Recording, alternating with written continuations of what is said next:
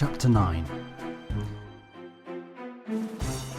The heavily laden chute car pulled away slowly and headed off down the lane.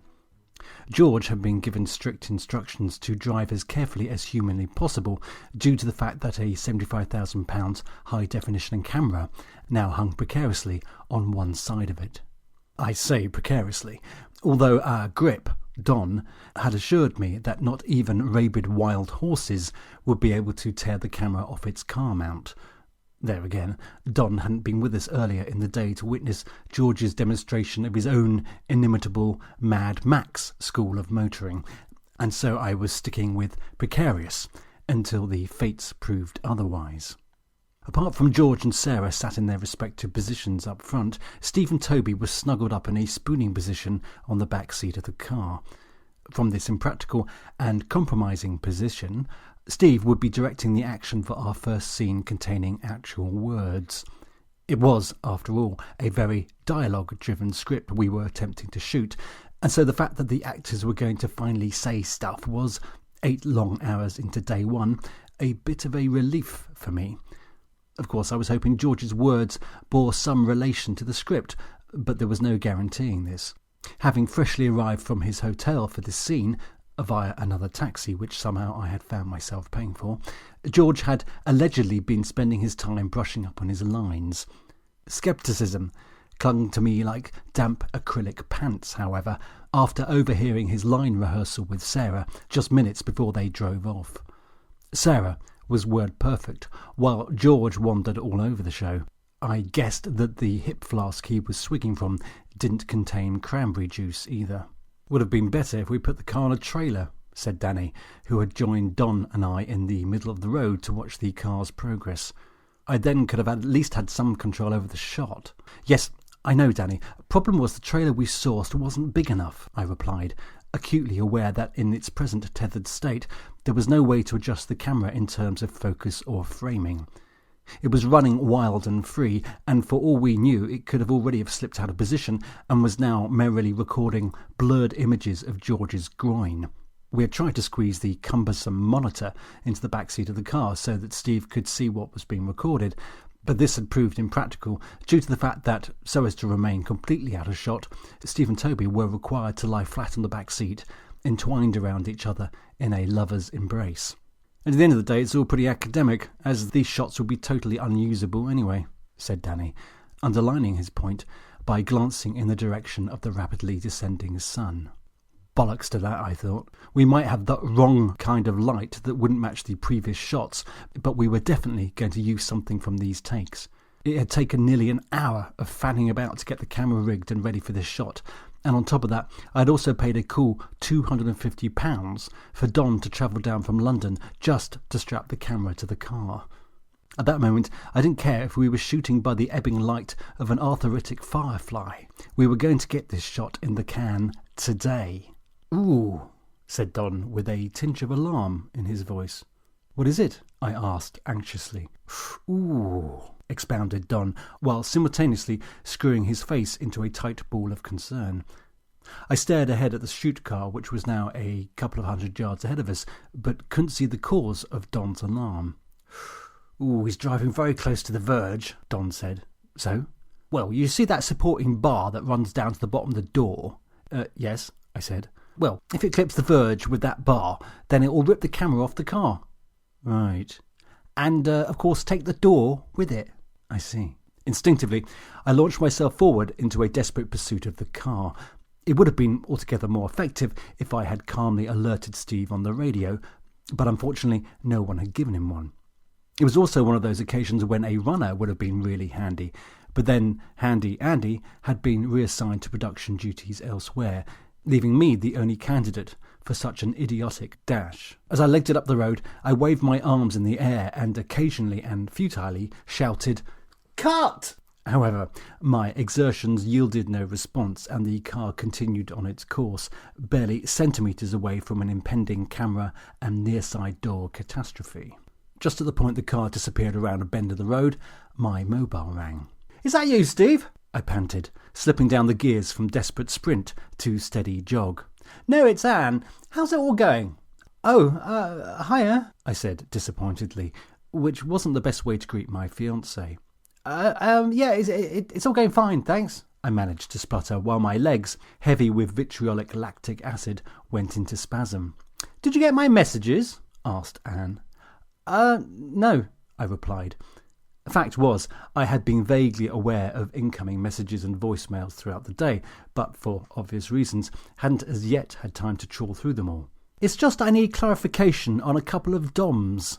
DOMs was an abbreviation of domestics, as referred to in paragraph 12 of the James and Anne Household Charter. This section of our partnership agreement stipulated that, in the absence of any meaningful financial contribution by James, who, for the purposes of the agreement, would hitherto be referred to as the arty-farty dreamer, I was singularly responsible for the running and maintaining of the household. Okay, item 1, Anne continued, referring to her list. Car insurance. Did you manage to get any quotes for the Porsche, James? And darling, can we do this another time? I really am a bit tied up at the mo. Look, James, it won't take a couple of minutes, Anne continued, unabashed. A couple of minutes. A lot can happen in that sort of time frame. For example, your one and only film camera can end up being catapulted through the air with a car door attached to it. Sorry, honey, I don't really have a couple of minutes, I said. Well, it's funny that when I'm at work and you want something, James, I can always spare you a couple of minutes, particularly if the requisitioning of some of my company's stationery is involved.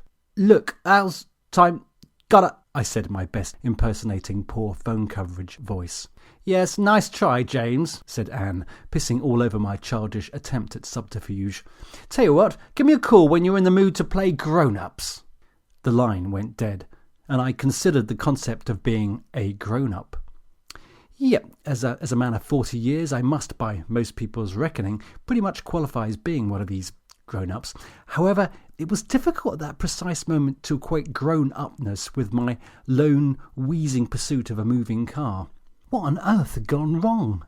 I mean, why wasn't I swanning insouciantly around the set, chewing a fat Havana cigar and occasionally breaking someone's balls? Was it possible that, blinded by my lust for filmmaking glory, I had ended up with the crappiest job in movie land, a job that defied definition and encompassed all the bollocks that nobody else wanted to do? My inner grumblings were interrupted by the unexpected sight of the shoot car appearing from around the bend. Thankfully, the camera was still attached, although George was still intent on driving perilously close to the verge. I stood in the middle of the road and waved my arms with all the manic energy of a drowning man. The car slowly came to a halt and, exhausted, I plodded over to the driver's window. "What's up?" George said in a slightly aggrieved tone. Sorry, George," I managed to say before pausing to imbibe a gallon of much-needed oxygen. "But you've got to keep away from the verge." "I am keeping away from the verge," said George defensively. "Yes, but only just. You see, if you clip the verge, George, you could rip the camera off its mount, taking the door with it." "All right," said George, pausing for a moment to take a swig out of his hip flask. "I'll try and give it a slightly wider berth in future." "Well, if you could do a little more than try, George, it would be really appreciated," I said through gritted teeth. "If we lose the camera and damage the car, then we're fucked, George, okay? Game over." I then did something very un-James-like. I leant forward until I was fully immersed in the fug of George's alcohol-infused breath and said, "Is that understood?" The tone of my delivery was one of unrefined cold menace, which was quite a shocker, really. Well, at least to me it was, and maybe perhaps to Steve, though it was difficult to fully gauge Steve's reaction as his head was still planted firmly in Toby's loins. It was clear that my amiable let's-all-be-pals veneer was beginning to crack. Fatigue, both mental and now physical, was taking its toll on my innate ability to keep my cool. Ordinarily, my natural disposition was convivial, yielding and non-combative. Ordinarily, I was a peacemaker, a mediator, an emotional punchbag, a big, soggy, jolly, absorbent sponge, totally capable of soaking up the moans and groans and grievances of those around me. Ordinarily, I wouldn't have snapped at Andy and would have appreciated the funny side of wearing a comedy beard. Ordinarily, I wouldn't have just now squared up to George and snarled in his face. But these weren't ordinary times. This was war, and some primal survival mechanism previously dormant was stirring deep within my psyche and pumping blood into my man-sacks. For a moment I thought George might take umbrage and flounce off back to his hotel. Instead, he tilted his head back and looked vacantly up into the sky. It was clear that he was completely incapable of registering my change in demeanour. Granted, I hadn't exactly flown off the handle and nutted him, but I had slipped marginally into bad cop territory. Surely my verbal punch should have made him reel just a little bit. But there was nothing. Not even the faintest ripple on his impeccably calm and smug face. And this made me feel oddly frustrated. Having spent the day absorbing all manner of shit from the likes of Danny, George and Lucy, I obviously had a cathartic need to expunge some of this accrued crap via a good old ding-dong. Shame then that George's titanium-reinforced skin remained resolutely impervious to my provocation. "You know, James, it isn't exactly easy acting and driving," George said. "Surely the best thing would have been to put the car on some sort of trailer. Isn't that sort of standard for shots like this?" "Yes, so I've been told, George, but we've got to work with what we've got, and we haven't got a trailer." "Oh, that's a shame," said George wistfully. "Maybe worth considering it next time round, At that moment I wanted nothing more than to grab George by his beard and slam his head repeatedly into the dashboard. However, I was well aware that grinding a lead actor's face into moulded plastic didn't really constitute best practice on a film shoot, and so I opted to have a quick word with my director instead. "So, Steve, how's it going?" "Hang on a minute," came Steve's muffled grunt as he set about extricating himself from Toby and his sound kit. After a fair amount of burrowing, wriggling and cussing, he eventually found the door handle and squirmed his way headfirst out onto the road. I walked swiftly round the car to give him a hand up out of the dirt. "It's a bit of a mixed bag, really," Steve whispered, while nodding heavily in the direction of George. "Sarah is perfect, while George is rewriting lines with every take. He's also slurring a bit now due to the booze." "Well, can't you stop him drinking?" I said, alarmed not only by the fact that our precious script was suffering a literary mauling, but also by the realisation that a half-cut actor wasn't the best person to be negotiating a narrow country lane with our equally precious camera, director, sound recordist and actress on board. "Yeah, could do," said Steve, as if this option had only just occurred to him. "Thing is, George's performance is actually spot on. Maybe the lubrication is part and parcel of that. You know how some actors rely on the method to get their role? Well, perhaps George is less Stanislavski and more Stolichnaya." "Not that it really matters, but I don't think it's vodka in that flask," I said. "Oh, I'm no aficionado, but I'm sure it is," countered Steve. "But I thought vodka was odourless." "Well, it may well be, James," said Steve, peering over at George, "but only when drunk in moderation." "Anyway, Steve, whatever devil's brew he's got in that flask, we can't allow him to get completely pissed. Apart from the camera and the car, there's Sarah, you and Toby to consider. And don't forget my liability as producer. It's my head on the block if people get hurt." "No one's going to get hurt," said Steve dismissively. "We're only doing 20 miles an hour and there's no other traffic about." Which was the perfect cue for what happened next. "There's a car coming," said Toby, who had taken advantage of the hiatus to slip out of the car and have a fag. Do you reckon he's got enough room to get past us?" I looked up and saw the car approaching. It was only the second car I had seen in the last hour. As luck would have it, however, it just happened to belong to the law. "Shit," I said, in anticipation of another twist of the screw. "It's all right," said Steve. "We're not doing anything wrong." "Yes, but what about George? He stinks of booze.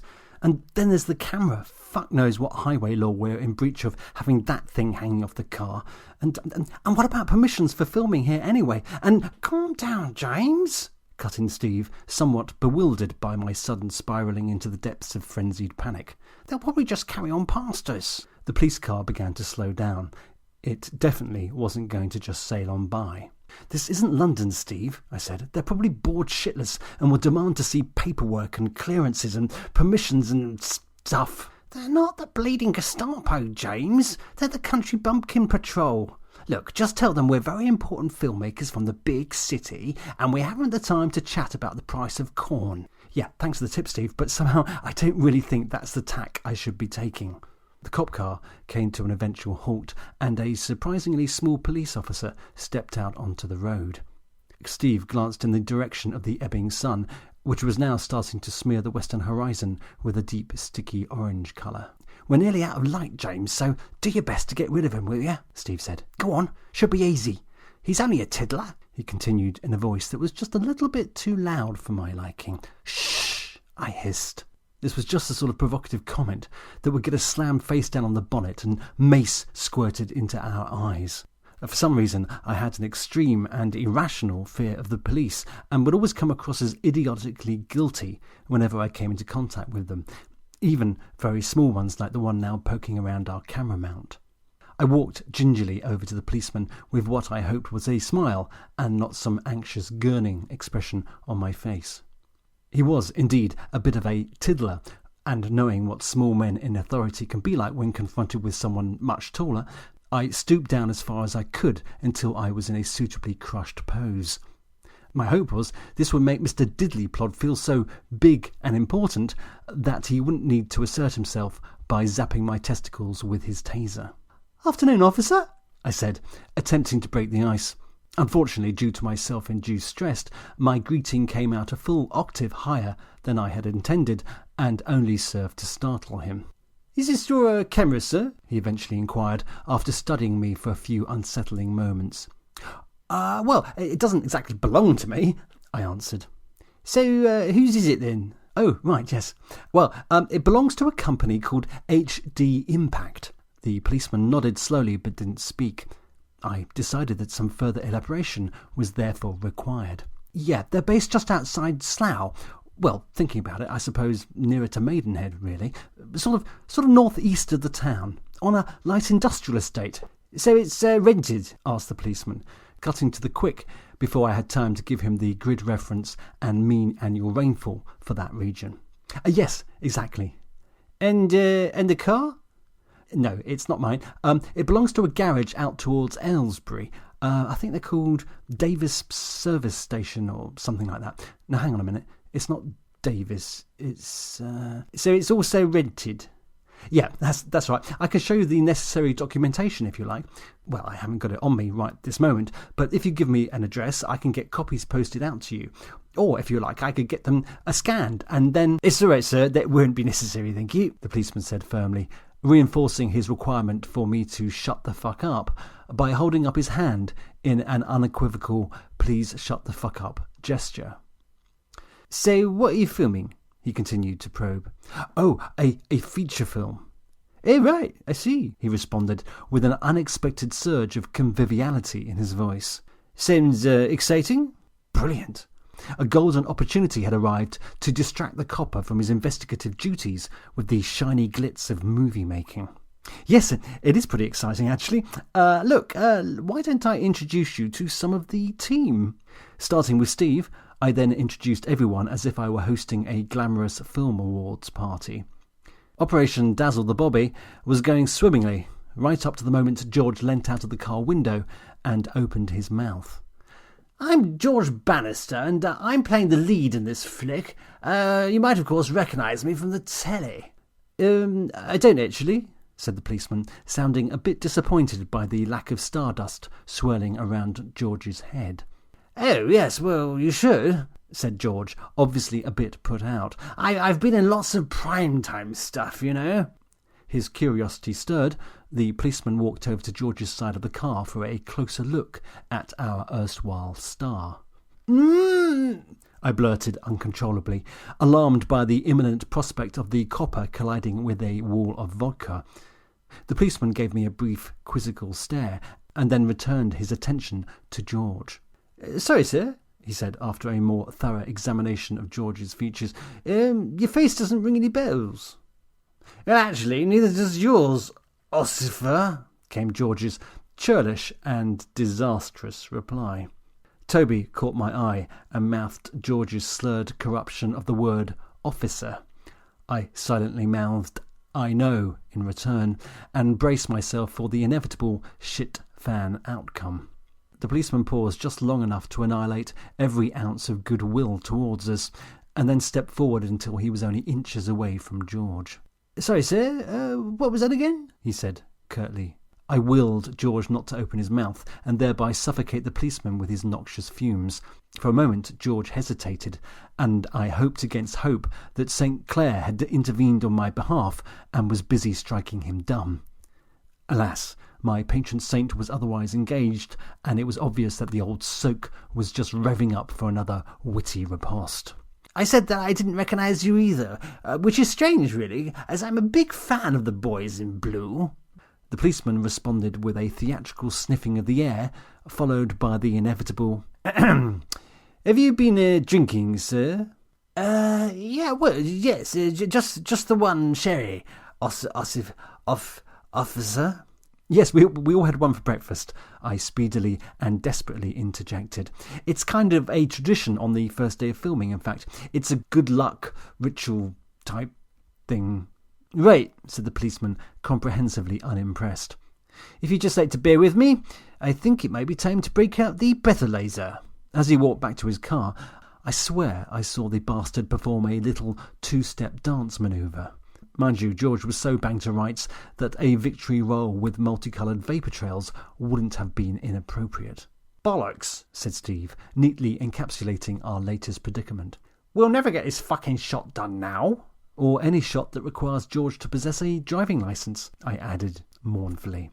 "Snarfo," said Toby, grinding his ciggy slowly into the tarmac. "What?" I said. "Snarfo. It's an old military acronym. It means situation normal, all fucked up." "Well, thanks for that, Toby," I said. "Might come in handy as a working title for this film." While the policeman discussed matters with his colleague, I took the opportunity to walk over to George and give him a good glare. "Don't worry, Mr. Producer, it'll all be fine," he said nonchalantly. "It won't be fine, George," I snapped back at him. "You're pissed and about to be taken into police custody." "Oh, you think so?" he said. "I doubt that very much, you know." "That's because you're drunk, George, and currently experiencing alcohol-induced euphoria. Meanwhile, back on planet Earth, I can assure you that you are on the cusp of failing a breathalyzer test and fucking up what is left of a pretty fucked up day's worth of shooting." The gloves were well and truly off now. George had caused me enough grief for one day, and I had neither the energy nor the inclination to conceal my grinding annoyance towards him. Not that he noticed, of course. The policeman plodded back towards us. I was pleased, yet marginally surprised, that it was a definite plodding motion this time, rather than the jubilant musical theatre number that he had employed earlier. "I'm afraid to say that the battery on our breathalyzer is flat," he said despondently. "So count yourself lucky this time." And that was that. The police car departed, and I was left to momentarily reflect on the mischievous and capricious nature of that little minx, Fortuna. "Told you I'd be fine," said George, unscrewing the cap on his hip flask before taking a long celebratory swig. "You were lucky, George, that's all," I said, aware that the goddess of luck could quite easily have swung events in the opposite direction.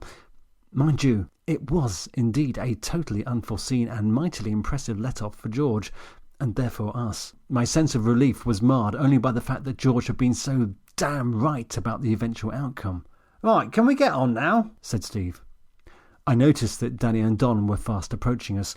Danny was undoubtedly intent on some serious camera fiddling before he would let us get underway again. "Sure, but I think Danny might want to check the camera first," I said. "Oh, sod that," said Steve, piling back on top of Toby.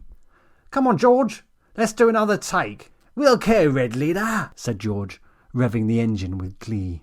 As I watched the car speed off past a bewildered and aggrieved-looking Danny, it suddenly occurred to me that the camera had probably recorded the whole episode with the policeman and would therefore provide us with some prime footage for our DVD extras. For some reason, this, together with our recent and near miraculous let-off with the police, prompted me to feel altogether more cheery.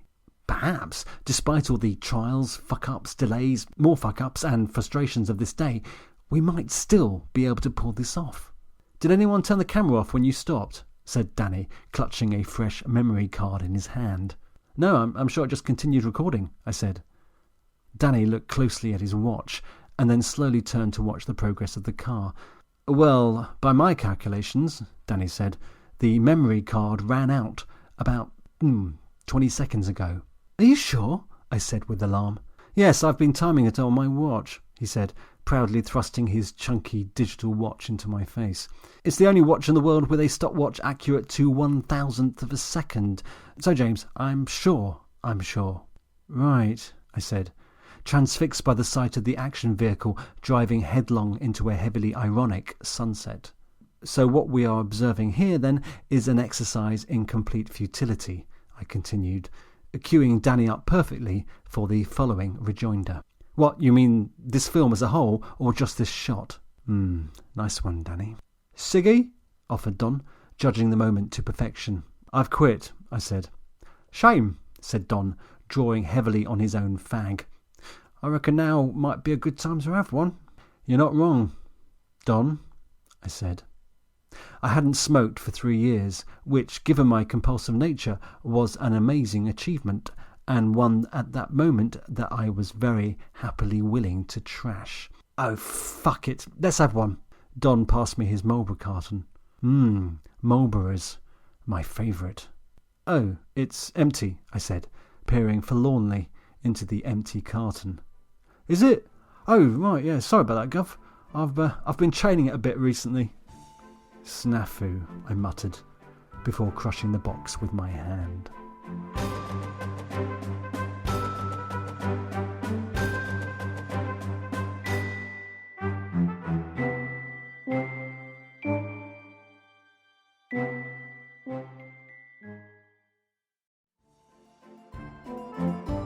Chapter 10. "Are you sure it's completely broken?" "Yes, James," said Andy. "It's just snapped off." "How are the actors?" "Well, Joe is fine, but Tom bumped his head when the seat keeled over." "Okay, I'm on my way. By the way, great that you've got the hang of this now."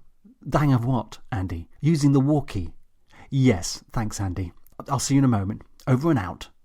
Cheeky bastard. Still, he was right. At least there was one thing on this shoot that I had got my head round. I wish I could have said the same for our shooting schedule. Having been persecuted into action by Lucy, I was midst revisiting this heap of wish-fulfillment, fantasy and lies when Andy called. "Sorry, Lucy, I'm needed on the set," I said, reluctantly levering myself out of the sofa, but gladly depositing the crumpled scheduling sheets onto the coffee table. "How long are you going to be?" she asked imperiously. "Dunno. You heard, Andy. The chaise longue's collapsed and Tom's been wounded again. I'd guess probably more than just a tick." "So what about the shooting schedule for the rest of the week?" she said, thrusting the laptop accusingly in my direction. God, the word tomorrow resounded in my head like the clanging ominous bell of apocalyptic doom. Was this really all going to be happening again so soon? Wasn't there some way we could slam on the brakes, jump ship, pull the plug, scuttle the fleet, and generally get the fuckety-fuck out of Dodge? Can't you just finish it based on my notes?" I suggested, while surreptitiously edging my way backwards towards the door. Lucy snatched up a couple of sheets of my mangled schedule and held them up for scrutiny. "What, you mean these notes?" she said, disparagingly. "How am I going to know what shots we can achieve based on these nonsensical scribbles, James? I'd need a fucking Enigma machine to decipher your logic." I instantly forgave Lucy for her violent and venomous tone, partly because she had by now been working flat out for 13 hours, and partly, well, mainly, due to her passing reference to the Nazi encrypting device. I had presumed till now that she, like girls in general, had zero interest in cool Second World War stuff, but her mention of the Enigma machine almost propelled me into humming the main Spitfire attack theme to the Battle of Britain, just to see if she'd feel compelled to join in. I'll be back to help you with that as soon as I can," I said, slipping out of the frying pan and gamely heading off towards the fire.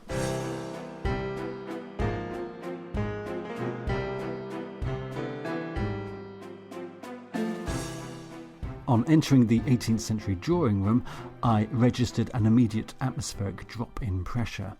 This either signified that the room was haunted or that the crew were on the verge of insurrection. By the way, Danny, Sasha and Toby looked daggers at me as I scurried over to the site of our latest car crash. I guessed it was the latter. Despite employing a draconian slash and burn policy in regard to the shot list, we were still 3 hours beyond the estimated wrap time with no end in sight. The business of this scene was merely 4 characters talking to each other, and so it should have been very doable in the allotted time, which was 2 hours. However, somehow the 2 hours had come and gone, and the crew were still struggling with focusing problems, lighting problems, and, most recently, severed leg of antique chaise longue problems. "Are you right, Tom?" I asked, deciding to prioritise bruised actors over broken furnishings. "Yeah, just a little bump, that's all," replied Tom, rubbing the back of his head. "Do you want a cup of tea?" Yeah, that would be great," Tom answered, with a degree of gratitude that made me feel doubly guilty about the injuries that he had sustained that day. "And how's the shoulder, Tom? You know, after the car thing?" Fine. A little bit sore, but really not a problem," Tom said, while manoeuvring his right arm in a circular fashion to demonstrate that all was indeed well. "Well, that's a relief," I said. "Oh!" Tom abruptly spluttered, while simultaneously screwing his face into a tight ball of contorted pain. "Right, maybe you shouldn't do that arm-moving thing," I advised, unnecessarily. Yeah, perhaps you're right, James. "Look, you just rest here a moment, Tom, and I'll sort you out that tea," I said, while looking forlornly around for someone to delegate tea-making duties to. "Ah, Kate," I uttered hopefully in the direction of our makeup girl. "Busy," came Kate's brusque reply as she marched straight past me, focused as she was on reviving the failing skin of flagging actors. "Right, sure," I said, buffeted in her wake. I sensed that now was not the time to assertively reassign her to another duty, particularly as I didn't want to risk having a freshly sharpened eyeliner pencil rammed into my throat. "Ah, Andy," I called over to my runner, stroke first, stroke second, first, stroke third assistant director. Can you get Tom a cup of tea, please?" "Bit caught up at the moment trying to sort out this chaise lounge," Andy said, while idly overseeing Amy's attempt to fix the seat's leg using a combination of string, gaffer tape, and what looked suspiciously to me like blue tack. "It's not lounge, Andy, it's long," I corrected him, somewhat irritably. "And, Amy, are you sure that's going to work? And, more to the point, do you think gaffer tape is the best thing for the veneer on that?" The fact that we had broken the leg of an exquisitely honed mahogany and rosewood antique was alarming enough, yet the sight of it being crudely bound with adhesive gunk was somehow even more distressing. No, James, probably not. There is definitely a fair chance it'll screw up the 300-year-old lacquer," Amy answered. "But it's either this or a reshoot of what we've done so far using a replacement seat. Isn't that right, Diane?" "I'm afraid so, James," said Diane, tapping her continuity folder with a big red alarmist highlighter. "The chaise longue has featured in all the wide and mid shots," she continued. "We'd virtually have to reshoot the whole scene if we lose the seat." I became aware of the sound of knives being sharpened around me, and pretty much knew that a reshoot of this scene wasn't a sane option. Crew morale had plummeted to such a level that I feared that one or two of them might not be around for breakfast the following morning. Day one of principal photography had hardly been a barrel of laughs, and it wasn't as if the crew's lowly fees provided much of an incentive to continue. "Right, as soon as that seat is ready, let's crack on. Everyone?" "Yep," I announced loudly with the sort of gusto that Shackleton and all those other mad adventurers faced with impossible odds would have been proud of. We're nearly there for today, just one more push." "So when exactly are we wrapping for today?" said Danny. A dozen heads swivelled in my direction in anticipation of my answer. "Oh, soon," I said. "Are we ready to rock and roll then?" said Steve cheerily, appearing from nowhere and looking surprisingly chipper. Nearly," I said, distracted by the sight of Amy single-handedly attempting to upend the wounded chaise longue back into position. Andy, perhaps you could give Amy a hand with that, I pointedly suggested to my loafing first AD. Yeah, sure, yeah, Andy responded. "You seem refreshed," I said, turning to give Steve my full attention. Yeah, popped out to call the wife and get some fresh air. Work's a treat stepping away from the factory floor. Ah, survival mechanisms. Steve must be familiar with them all. Note to self: locate a suitable hiding place and spend some quality time there. James, Sir Hugh is here, said Lucy, appearing from nowhere and wearing an expression that screamed, "Warning, warning, there's a big bag of freshly laid shit flying in your direction." So, I said, lagging behind as usual.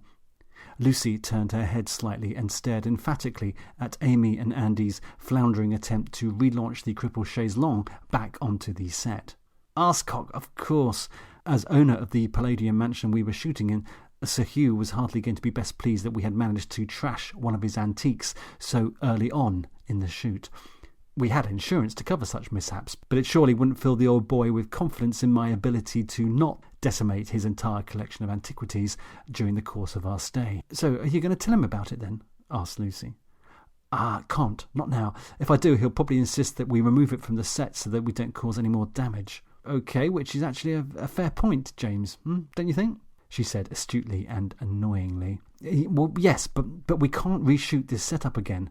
There's no time. And look at the troops, Lucy. They're fucked already. It would be disastrous for morale. Well, once Sir Hugh's put away his shotgun and hung up his pheasants, or whatever it is you do with those poor creatures once you've drilled them full of lead, I'm sure he's coming over to see how things are going on set, James. Which means, she paused to point in the direction of the chaise longue, he might just notice that. Amy and Andy, well, mostly Amy, had finally managed to get the chaise longue upright and back into position. The bad news was that despite the patch-up job, the seat was definitely listing to port. There was absolutely no way it was going to take the weight of our Tom, let alone the more ambitious demands of Joe. Look, Lucy, could you just keep him occupied until we've managed to sort this out properly? And how do you expect me to do that exactly, James? Oh, improvise. Ask him to show you his collection of rare books. What rare books? In his library. He's bound to have a collection of rare books. What you really mean, James, is that you want me to use my feminine wiles to distract him. Who fucking Ray? Lucy and I were on the same page at last. Finally, she was getting to grips with the more pragmatic requirements of her role. Yes, that's right, I said, a little too excitedly.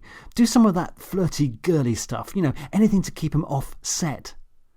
So let's just get this straight, James. When you first asked me to assume the role of production manager on this film, what you were really asking me to do was to be a production manager stroke whore. I struggled with an overwhelming desire to deposit my face about an inch or so away from Lucy's and calmly whisper the word yes. Instead, I bit my bottom lip, dug deep grooves into the palms of my hand with my nails, and waited for such an utterly insane thought to pass. You don't need to bed him, Lucy. You just need to distract him, I said finally. Oh, I'm merely an instrument of distraction now, am I? Lucy said. Well, James, I'm so glad I'll be able to add that particular credit to my resume. I decided to change tack and adopt my lame puppy caught in a snowstorm face. For a brief flickering moment, Lucy's intransigent features appeared to soften, and I thought she might take pity on me and play ball. I was wrong. Oh, Jesus, do you think you could get round me using the old puppy eyes routine? I mean, really, James, how feeble is that? I was about to squeal something equally feeble in response when, out of the corner of my eye, I clocked Jo tentatively easing herself down onto the chaise longue. Jo! No! I shouted, while instantaneously launching myself in her direction. Jo gave me a suitably "what the fuck?" expression as I bore down on her before adapting this expression slightly to "oh, what the fuck?" as the seat began to give way beneath her. Changing direction at the last moment, I leapt behind the seat and wedged myself against it. Thankfully, this manoeuvre succeeded in arresting any further collapse of the seat, although I noticed that there was now fresh damage in the form of a large tear in the fabric. Jo, would you mind getting off? I said, struggling with the combined weight of the seat and a principal actress. Oh, yes, of course, she said, before getting off. Do you want a hand? Said Andy, peering down at me. Well, yes, Andy, I'd rather not be stuck here for the rest of the shoot, if at all possible, I said, shifting my buckled frame into a more comfortable position of leverage. I'll go and find a car, Jack. That should do it, Andy said, with a flash of inspiration that took us both by surprise. Yes, good idea, Andy. Quick as you can, then. Ah, Sir Hugh, you've come to visit us on the set, I heard Lucy shout out in warning. Instinctively, I tucked myself into as tight a ball as possible, while still providing enough bulk to keep the chaise longue vaguely upright. It was a tricky manoeuvre, and one that my heavily mauled dignity was severely unimpressed with. George, on the other hand, found my predicament a pleasing distraction from the boredom of hanging around on an inert film set. Bet you didn't expect to be doing this when you got up this morning, he said, crouching down beside me. George, do you mind not drawing attention to me? I hissed. I don't want Sir Hugh discovering this little disaster, you see. Oh, fret ye not, James, George said while peering round the side of the seat. Lucy's doing a marvellous job keeping the old boy distracted. Yes, well, maybe you could keep your head below the parapet, I said, straining hard against the outer limits of human tolerance. Or, better still, go and rehearse some of your lines. Oh, no need, chum, he said, tapping his head with one finger. Got the words burnt indelibly into the old grey matter. Yes, but which words, I wondered? The ones in our screenplay, or some random ones gleaned from the Times cryptic crossword? I think we might have to call it a day, said Steve, plumping himself down next to me and assuming the chaise-longue bracing position. Yeah, I think you're right, I said, thankful that Steve had quite literally alleviated some of the filmmaking weight off my shoulders. We've just got to hang here a bit longer until Sir Hugh buggers off, and then we can get this jacked up properly. George stole another look around the seat. Well, you may have to wait a little while, James, he reported back merrily. Sir Hugh's now firmly ensconced with our Lucy on the sofa, and looks hell-bent on seducing her.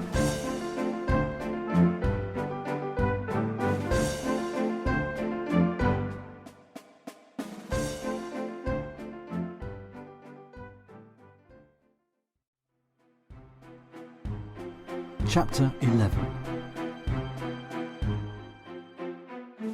Having run around the entire house, checking that lights and taps were off, shutters were closed, and that the numerous pre-war electric heaters with exposed wiring and cracked plugs had been switched off, I realised that my producer duties were nearly over for the day. Our official wrap time was over an hour ago, but then, of course, I'd had to ferry cast and crew back to either their lodgings or the local pub, before returning to the house for a final flurry of housekeeping. Earlier, I had resisted George's invitation to join him in his hotel for a nightcap, as I didn't want to end up naked in his bath the following morning, having polished off the Turfwood's entire stock of Hennessy XO, which I would inevitably have ended up paying for.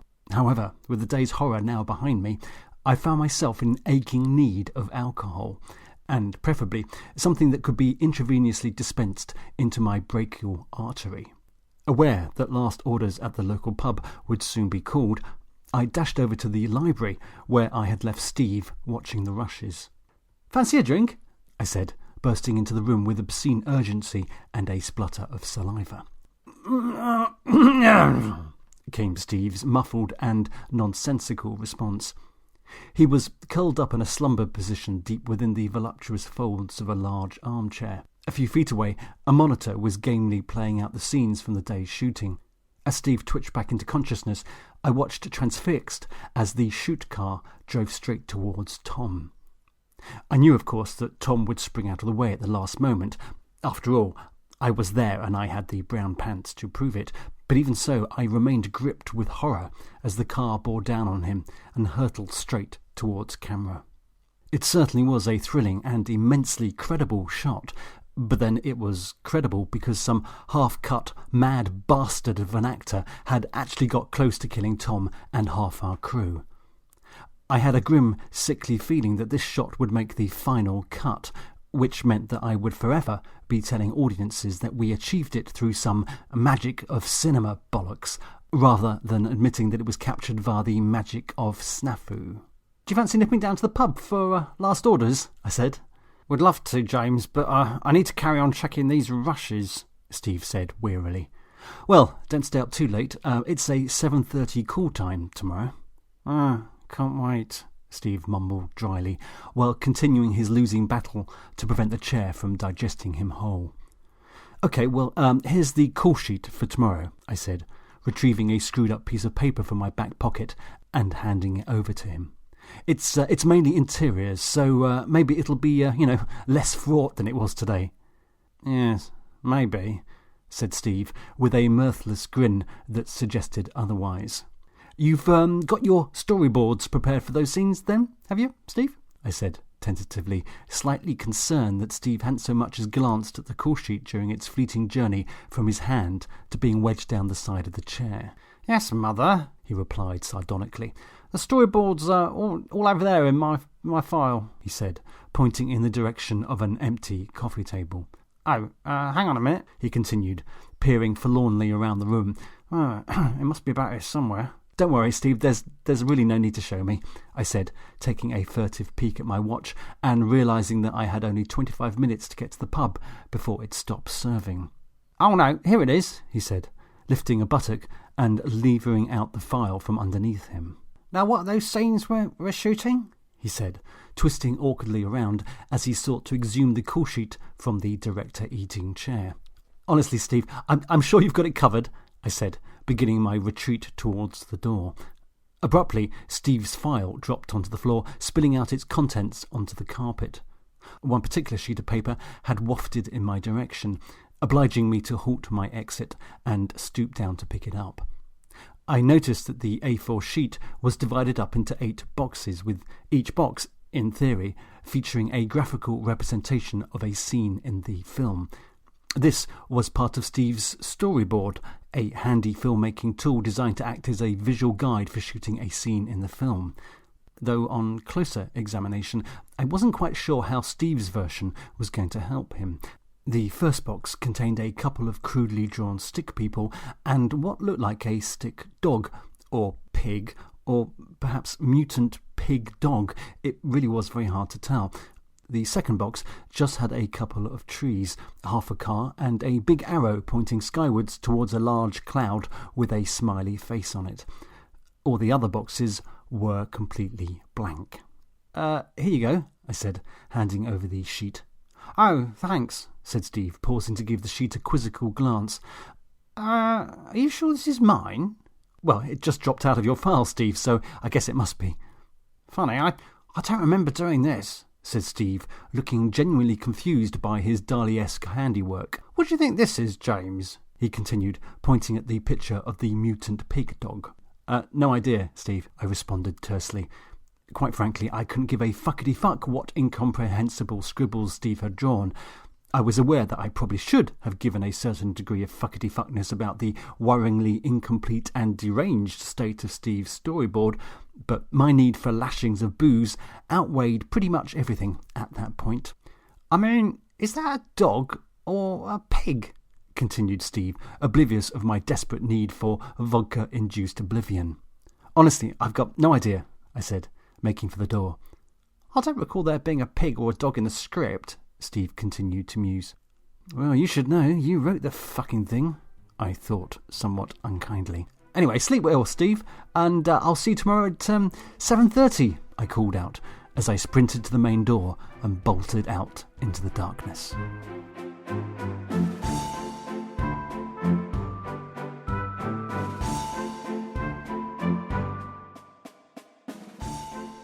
I swung the MPV into the pub's car park and parked up. It was 10:53 p.m. and all I had to do was cover a few more yards before claiming my glittering and well-deserved prize of a brace of triple vodka and cokes. Through the window, I caught a glimpse of Andy, flushed with fatigue and alcohol, and currently deep in conversation with the barmaid's breasts. He was still wearing the fluorescent high-visibility vest and sported the holstered walkie-talkie low on his hips like some laid-back gunslinger. I felt a strange surge of warmth towards him as I reflected on his rapid rise from lowly runner to assistant director to assistant chaise longue maintenance man. He was no longer a green and hopeless conscript. He was a combat soldier who had held the line on this, our first and, hopefully, longest day. We were soldiers in arms, Andy and I. We were part of a band of filmmaking brothers that would fight this campaign shoulder to shoulder until the final scene was shot. I was about to lift the catch on the pub's back door, stride over to Andy, give him an appreciative slap on the back, buy him a beer, buy myself 3 triple vodka and cokes, get rapidly pissed, talk bollocks, stare stupidly and unashamedly at the barmaid's copious bosoms, tell Andy that I loved him, offer the barmaid a lead role in the film, promote Andy to wing commander, tell the barmaid that I loved her, fall off my stool, get threatened with GBH by the barmaid's scythe-wielding yokel boyfriend, promote Andy to High King of Rohan, when my phone rang. It was Anne, and I was deep in a Mariana Trench worth of shit. "Hey, baby," I said in a voice that totally betrayed my state of acute, stomach-curdling frustration. "Don't hey baby me, James. Why haven't you called?" snapped Anne. "Sorry, honey, I just haven't had a chance," I said, slowly swinging open the door so that I could get a clear view of Andy a mere 10 feet away at the bar. I didn't dare step any further into the pub as, having already failed dismally with the old breaking up of phone coverage routine earlier in the day, I couldn't afford to lose reception. "But it's 11 o'clock, James. Don't tell me you're still filming at this hour." "Well, no, we actually finished shooting at about 9:30, but I've had other things to do since then," I said, frantically waving in Andy's direction in a last-ditch attempt to gain his attention and get a drink ordered.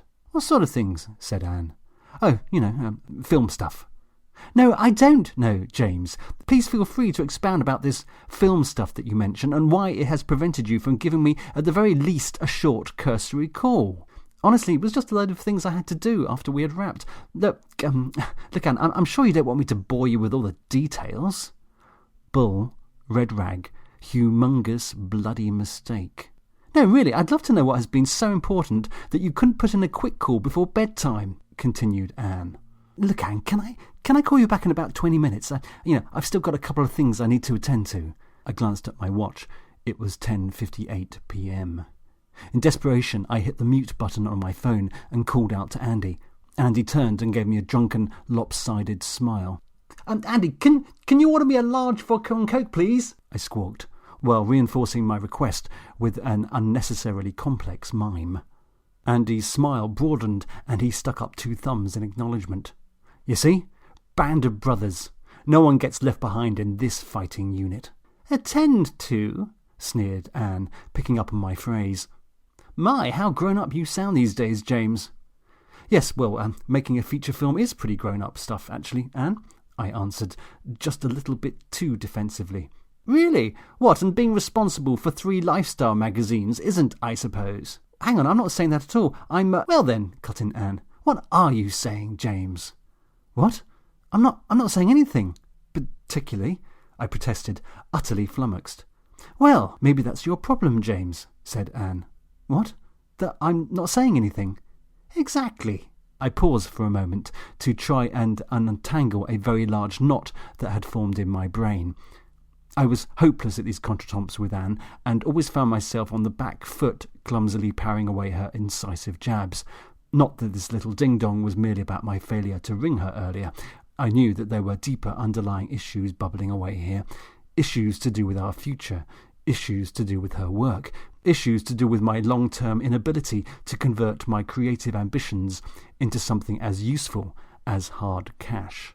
I decided to start again and offer her a nice, neat, unequivocal apology. That sometimes worked. "Look, I'm really sorry, Anne, that I haven't called you, okay?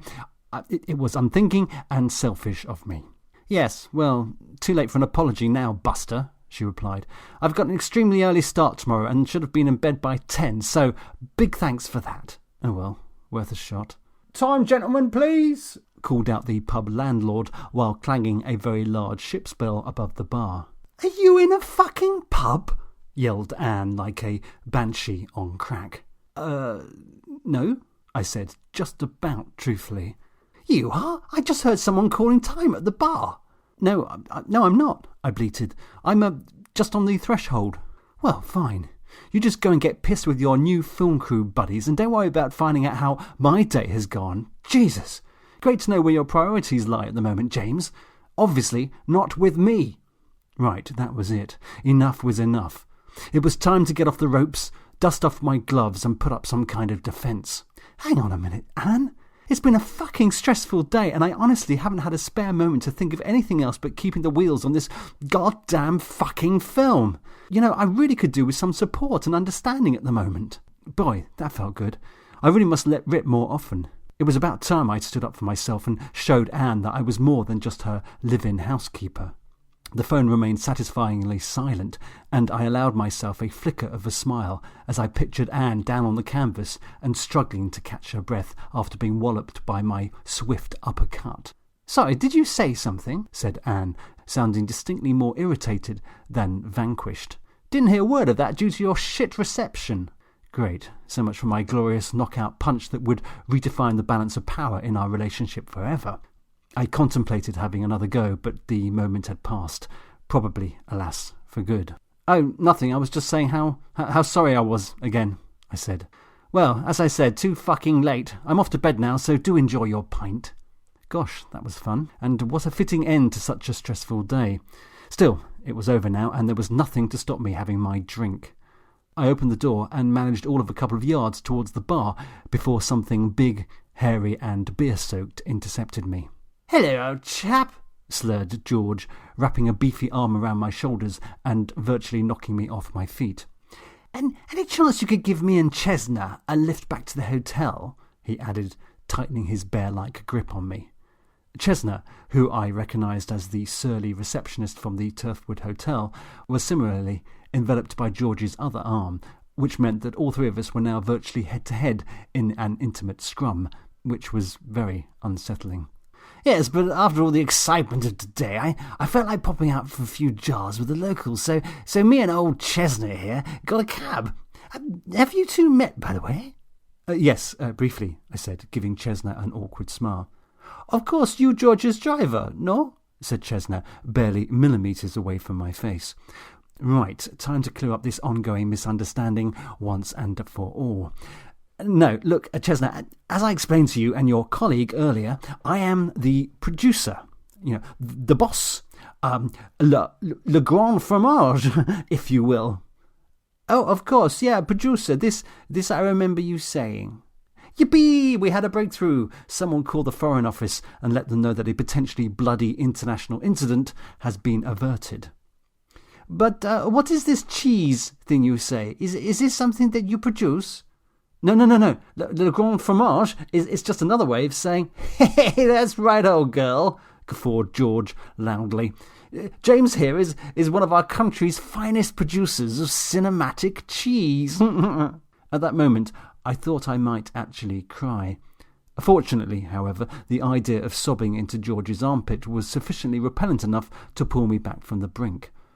I had a strong premonition that a teary flood would indeed be forthcoming in the next few weeks, but I was determined that George, of all people, wouldn't get to witness it.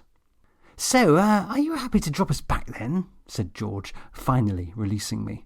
"Yes, I have early shift tomorrow.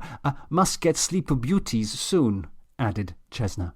George gave Chesna a look of unbridled lasciviousness. "Yes, Sleep of Beauties, cracking idea," he said. Obviously, George had other plans in mind for the receptionist, and, tempted though I was to ask him at that moment how his wife and kids were doing, I decided not to meddle. Whatever offset shenanigans George got up to was his business. All I was bothered about was his performance on camera, which, according to Steve, had actually been very good. It did annoy me, though, that he was having so much damn fun. Yes, okay, just bear with me for a moment, will you?" I said, before walking over to finally join Andy at the bar. "Hey, boss, how are you?" said Andy, pulling out a bar stool for me. "Fine, thanks, Andy," I said, looking feverishly around for my vodka hit. "What a day, eh?" continued Andy. "I thought it would never end." "Yeah, I know," I said, starting to panic. "So, did you get me that vodka and coke, then, Andy?" "What? Don't you remember when I was over there on the phone? I asked you for a large vodka and coke, and you gave me the old double thumbs-up sign." I felt my chest tightening, and my palms dissolve into soggy flannels of anxiety. "Oh, that, sorry. And I thought you were asking me if I wanted a drink." "Ah, of course, the day would not be complete without a final bitter twist at my expense. Having already fought back the tears, my onboard stress management system was left with only one option, to laugh like a deranged loon until I virtually peed myself. Oh, great. Are you all right, boss? Said Andy a few moments later. Yeah, don't worry, I said, finally putting myself together and wiping my eyes and snotty nose with a tissue. I think I'm just a bit tired, that's all, Andy. OK, do you mind if we settle your tab now, Andy? Said the barmaid cheerfully. Yeah, sure, said Andy, fumbling in his pocket for some cash. I'll get that last one, I said as magnanimously as I could muster. And any remote chance I can have a quick drink for the road? I added, while simultaneously targeting the barmaid with my lame puppy caught in a snowstorm eyes. Oh, the old puppy eyes trick. It's not that I haven't seen that one before, she said with a knowing laugh. Although, I have to say, it's a bit disturbing to see a middle-aged man attempting it. Note to self, ditch the puppy eyes routine for good. It doesn't work and makes me look like a total twat. Sorry, love, I can't serve after hours, continued the barmaid in a cordial yet firmly resolute way. Go on, Carol, interceded Andy. James is the producer and might be able to give you a role in the film. Really? Said Carol, recalibrating her breasts for maximum impact and thrusting them in my direction. I've always wanted to act in a movie. Well, I might be able to swing a small part for you, though I'd have to run it past the director first, I said. Wow, really? The barmaid squealed. That would be so cool. Yes, so cool and yet so not going to happen, I thought. Well, like I said, I can't promise anything at this point, I emphasised in an attempt to temper any mad expectations on her part, but I will definitely look into it. I gave an exaggerated nod in the direction of the spirit bottles behind her. So, any chance of getting a drink then? Tell you what, she said, producing a pen and waiter's pad from out of nowhere. You give me your number and I'll give you a call about it tomorrow. About what? What, about the drink? No, about this part in your film, silly. Yes, of course, said silly old me. I picked up the pen and stared at the pad. What a charade, I thought, for one lousy drink. I suddenly felt like I was the star attraction in some end-of-the-pier freak show. Roll up, come and see the fuckwit antics of the fuckwit film producer. See how he ties himself up in knots, all for the sake of a vodka and coke. Sorry, Carol, I can't for the life of me remember my number. It was a credible ruse, and one that I suspected a number of girls had used pretty successfully on me in the past. Maybe if I just take your number, then I can give you a call, once I've had a chance to speak to the director. Hang on, boss, said Andy, whipping out a sheet of paper from deep within his fluorescentness. Your mobile number's down here on the call sheet. Ah, thanks, Andy. Good call, I said, snatching the piece of paper out of Andy's hand in the hope that it might cause a nasty paper cut, which it didn't, sadly. All right, Jeeves, you ready to fire up the roller and get us home? Came the bellowing voice of George close to my right ear. Not quite, George, I said, handing my number over to Carol. Thanks for that, she chirped. Hang on, I'll write you down mine. Hey, said George with a wink and nudge of his elbow. You were planning on some extracurricular fun there, James? No, George, it's just a business thing. Oh, really, just business, eh? He said with an incredulous smirk. Well, I have to say, old boy, she's certainly got some marvellous assets to contribute to this business venture of yours. No, really, George, it's not like that, I said, manoeuvring George a couple of feet away from the bar. Hey, James, don't worry. Mum's the word. Look, George, it really isn't like that. Shh, say no more, James, said George, putting up a hand to silence me. What happens on location stays on location. I do understand that, Of course, if I had been drinking, then this would probably have been the exact moment I would have punched George. No doubt this would have been a very bad thing in terms of our future working relationship on the film, but it would certainly have been a very good thing in terms of dealing with the big, heaving, stinking sack of unresolved issues that I had with him. So, about that drink, Carol, I said, swinging round to face the barmaid. Sorry, whispered Carol conspiratorially while nodding in the direction of the nearby landlord. I can't really risk it, you see, not with my landlord over there. Oh, right, of course, yeah. Never mind, I said, suddenly feeling ridiculously weary and more than just a little bit depressed. Shall we go then? Said George. Yeah, guess so, I replied, my spirit shattered into 1,000 tiny pieces. OK, Andy, it's time to get you home. Sure, said Andy, struggling to unwrap his legs from around the bar stool. Catch you later, Carol, he added, bidding adieu to Carol's décolletage. Cheers, Andy. Look forward to seeing you again soon, replied Carol, before catching my eye and mouthing, call me, into an imaginary phone. I responded with an affirmative nod and hoped that she'd forget all about it by the morning. The last thing I needed was an excitable barmaid, now fully armed with my mobile number, stalking me for the next few weeks. I was about to exit the pub with Andy, George and Chesna in tow when, out of the corner of my eye, I noticed Tom tucked away in the snug. Hold on, I said, raising my hand and bringing our exodus to an abrupt halt. We've forgotten Tom. Or rather, I had forgotten Tom. He was small, but that didn't really excuse my oversight. Oh yeah, said Andy vaguely. And what about Sarah and Joe? He added. Yep, that was 2 more lead actors that I had clean forgotten about. So much for my prospects of picking up that Mother Hen of the Year award. When did you last see them, Andy? I said, looking forlornly around the pub for my missing chicks. Don't worry, old chap, said George. I saw them leave about half an hour ago. Oh, right, I said, much relieved. They got a cab, did they? Oh, no, they decided to walk. What? It's pitch black and freezing out there, George. Ease up, old bean. They're grown-up girls, you know, and I'm sure all those G&Ts they knocked back have fully insulated them against the cold. Right, so now I had 2 pissed actresses stumbling around the countryside looking for their digs. Great. Look, George, can you go and get Tom while I check in with the girls? Sure, but I do think you're worrying unnecessarily, James. This is Oxfordshire, not the slums of Guatemala City. They'll be fine. Look, George, their digs must be at least 4 miles away, and they don't have a map, I said, lathering myself up into a frothing pool of anxiety. They could be frozen in a ditch somewhere for all I know. I stepped outside the pub and phoned Sarah. There was no reply, which meant that she was probably dead, torn apart by wild boar or minced into a fine paste by a combine harvester. This might not have been Guatemala City, but, being a townie at heart, I was seriously unnerved by the deep and darkly rural.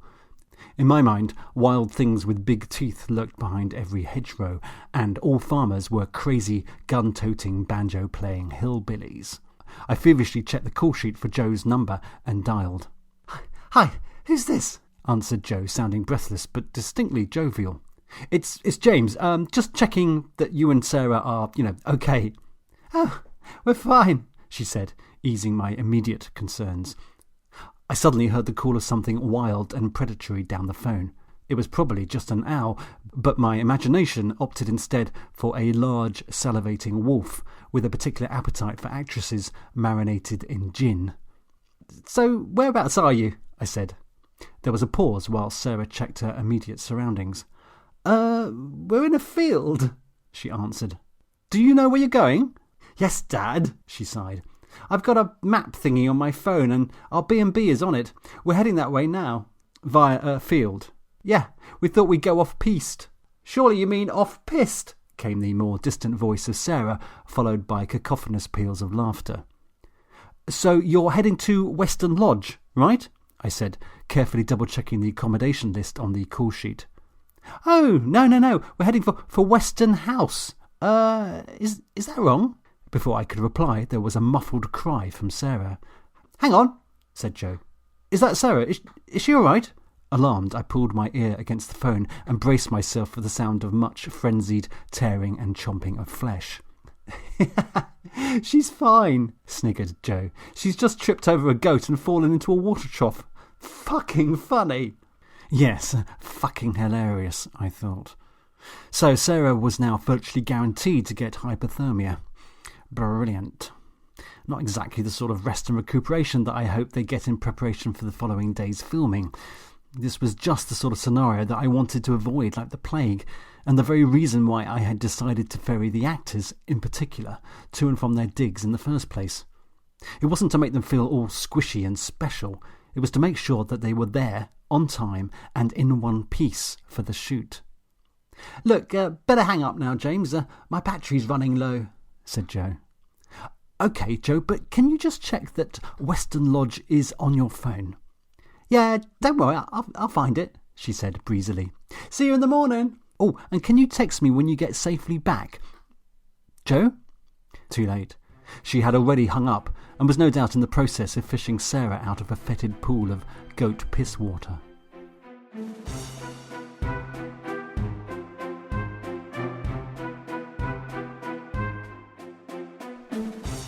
It was coming up to midnight by the time I eventually arrived at the old vicarage for my final drop-off that night. We would have got there sooner if, en route, Chestnut hadn't vomited and Andy hadn't mislaid his key. The former had at least a modicum of comedy value to it, as it involved George bundling Chestnut out onto the roadside just seconds before she reacquainted him with all the expensive drinks he had been plying her with that evening. As for Andy losing his key, well, that turned out to be a little more stressful. After failing to rouse the proprietor of his B&B, Mrs. Malone, via more conventional knocking and ringing methods, Andy had resorted to throwing small stones at her bedroom window. When this failed to elicit a response, he decided to up his game, and despite my protestations, but not George's, who was actively egging him on, he began throwing much larger stones until the inevitable happened and the glass broke. As it turned out, it wasn't Mrs. Malone's bedroom window after all. It was Andy's, and Mrs. Malone was either stone deaf or stone dead, because even the sound of breaking glass, accompanied by a large cheer from George, didn't stir her. To round off this little episode, Andy then found his keys in his back pocket. Perfect. Thanks for all your work today, Tom, I said, and sorry you had a bit of a rough ride today, what with the car thing and then the chair thing. Don't worry about it, James, said Tom, opening the door and stepping out onto the gravel. It's all part of the rough and tumble of independent filmmaking, isn't it? Yeah, I guess so, I said plaintively. Leaning on the car door, Tom paused and gave me a warm, sympathetic smile. Are you all right? He asked. Yeah, just a bit tired, that's all. Please, Tom, I thought, don't show me any more concern or I will blub. Well, I'm not surprised, James. You've had quite a day of it, haven't you? Yeah, you could say that. To my alarm, Tom then leant back into the car and placed one hand on my shoulder. Gulp. He was either going to make a pass at me or continue being sympathetic. The former I could deal with, but the latter would definitely bring forth a mighty flood of biblical proportions. No, not on my first day, I inwardly screamed. James, you're making a movie, said Tom, beaming from ear to ear. How fucking cool is that? And you know something? He was right. It was cool. No, correction. It was fucking cool. Immersed as I had been that day in all the trials, tribulations and general fuck-ups that go hand in hand with low-budget filmmaking, I had completely lost sight of the bigger picture, or rather, the big picture. I was making a movie, not a pop video for a struggling unsigned band, or a shitty staff training video for some bastard bank, or even a tacky TV commercial for a cocking no-win, no-fee personal injury claims company. But a real 90-minute feature film. I was realistic enough not to expect that we'd win the Palme d'Or or bag an Oscar, but I knew we had every chance of one day soon seeing the fruits of our labours shimmering up there on the big silver screen. Yes, it had been an insanely taxing day for me, and yes, I had spent the previous 10 days of pre-production pretty much shitting myself on a daily basis as I struggled to prepare things for the shoot. And okay, yes, I had burnt most of my bridges in terms of an alternative career path, should it transpire that being a film producer was the most dumbest as fuckest way to earn a living imaginable. But I was making a movie, and it was cool. After wishing Tom a good night's sleep, I slid a CD of War Movie Themes Volume 1 into the stereo and headed home to the rousing strains of the Dam Busters. As I drove, I pictured myself as the pilot of a battered Lancaster bomber returning from a night raid over occupied France. 2 of the plane's engines had been knocked out, my co-pilot was injured, and the fuselage was peppered with shrapnel. But we were still just about in one piece, and managing to hobble back across the channel to good old Blighty. Day 1, mission complete. Back on the runway again tomorrow.